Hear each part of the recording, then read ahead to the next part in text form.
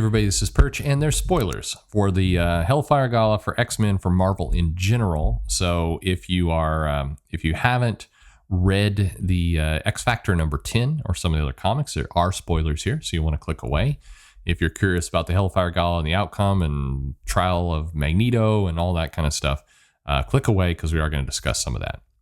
So hopefully you're gone at this point. That sounds weird to say. Hopefully you've left. Goodbye. The X Factor number 10 ends, among other things. You can check out the video from earlier this morning to talk about what went on there and why people on Twitter are so pissed off. But the Scarlet Witch appears to be dead. Now, a bunch of different things here with that. First off, I am not convinced the Scarlet Witch is dead, but I'm not even convinced the body we're seeing is a Scarlet Witch. But basically, the team stumbles across a what looks to be a deceased Scarlet Witch. Wolverine shows up and sniffs her, which sounds gross, and asks for where is Magneto. This is, of course, leading into the trial of Magneto because he has, in theory, violated one of Krakoa's laws. No killing humans. Now, Scarlet Witch was a mutant. And then at a period of time where both Disney and Fox had the rights to the Scarlet Witch, and that's why we saw the Scarlet Witch show up in kind of two movies simultaneously, or Quicksilver showed up in two movies simultaneously. Did Scarlet Witch ever show up in the X-Men universe? God, I can't remember at this point. But regardless, Rick Remender, as part of Axis, which was a somewhat forgotten event that was also going on when he was being more or less run out of the company.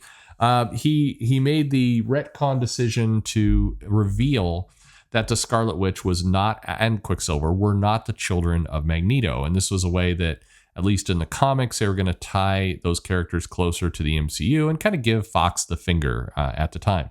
It was a move that was not well received. It turns out comic customers and fans don't particularly care or like business negotiations and contract holding to wander into their comics and start changing origins of characters that they've loved for years and years. It turns out nobody enjoys that.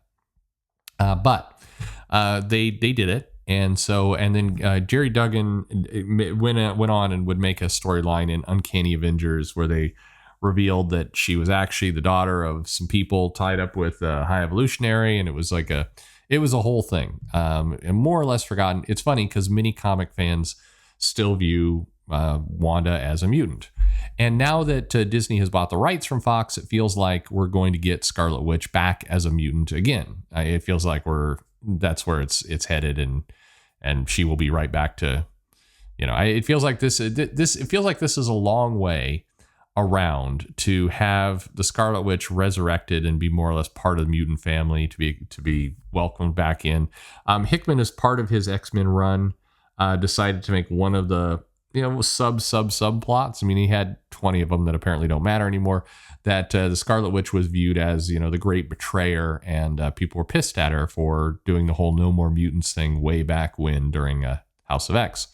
It's funny, by the way, as an aside, when they talk about this moment being the great betrayer, it's hard not to read some of it as some meta commentary on Bendis leaving Marvel to go to DC, because, of course, it was Bendis' storyline in House of M where this all went down.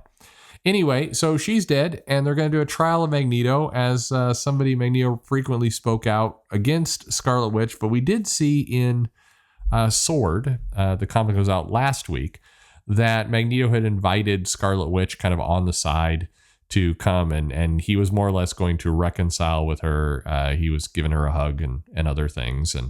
And then turns out that she's, then the next scene we see that she's dead. So all eyes are on Magneto. Magneto must have done it. So I don't think Magneto did it. This is classic kind of mystery type material, and I think there's zero chance that he's done it. But one thing before we get more into that is there's another book that's coming out called Marvel's Darkhold. And basically this book was originally solicited back in 2020, and then the pandemic paused that. It's from Steve Orlando, who is now sort of kind of part of the X Office. He did the Somnus story, and he's I guess he's intending to be doing a lot more work with the X group based on what he said in some interviews. We'll see.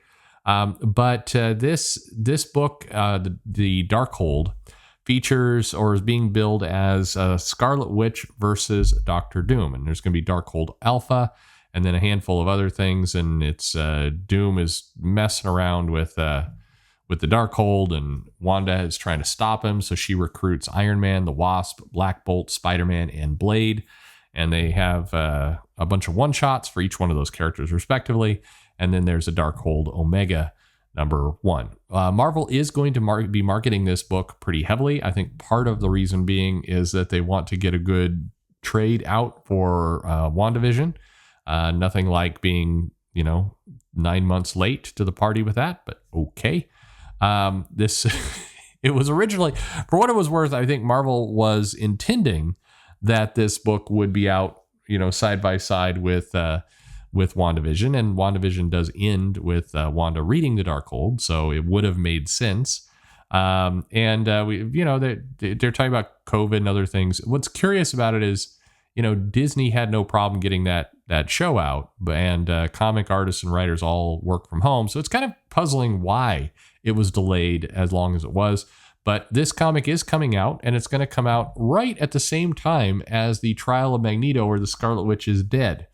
Now, Marvel has said that the events of the Darkhold take place prior to the events of X Factor number 10, and that so don't worry about it.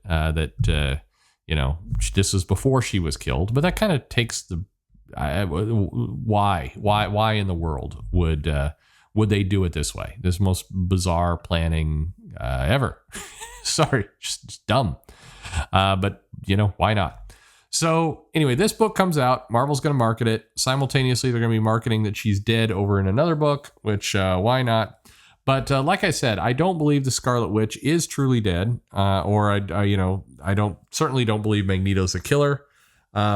I think because of the timing of this book and when it's going to end and all the rest, it feels heavily likely that this title and this storyline tie neatly into Inferno. It feels like this is one of the kind of pieces of trying to get a major player off the board, being Magneto, before Mystique makes her big play in Inferno, which is what is apparently happening there. So I feel like, Mystique being somebody who can change shape, who is definitely good at framing people, has no qualms about murder, feels like this is absolutely that feels like a likely scenario, that this is Mystique shenanigans to either cause a distraction while she makes more of her move, or cause problems for Krakoa. Who knows what is actually going on here, but that seems to be the case with that would be my guess. Now, it's possible this storyline just has a dumb ending, and I do believe that this storyline ends with them using the Cerebro's backup. They've said that they were not backing up the humans, I guess, with Cerebro, so they couldn't, in theory, be brought back to life. But I'm pretty sure they, will reveal that the Beast or somebody has been keeping tabs on Wanda and been making a copy of her mind anyway, because that's what they do, because they're all plant zombie villains anyway. But anyway, I'm fairly certain this ends with the Scarlet Witch getting resurrected, and in that case, maybe revealing that Magneto was not the culprit, but Magneto's already been sent down in the hole with Sabretooth. And so that just, if this feels like all the pieces that are getting put together. But no, Marvel is not going to have the Scarlet Witch dead in time for the Doctor Strange 2 movie out next year, in which she will be there. For that matter, I know that Marvel's also running a Death of Doctor Strange limited series. I can also say he's not going to be dead by next summer either. So lots of characters with short-term death, but that's what's going on. Scarlet Witch is the victim. I think everyone saw that coming, but now we'll see how it plays out with the trial and the investigation. And Leah Williams, who is busy being canceled over on Twitter, we'll see how she's able to handle this storyline. See if she can win some fans back with investigating who killed the Scarlet Witch. But my bet is Mystique had a lot to do with it, and that this is all will fold in nicely or neatly to Inferno and kind of various shenanigans that are going on there. But what do you think? What's your theory? Let me know in the comments below. Like and subscribe, and Thanks for listening.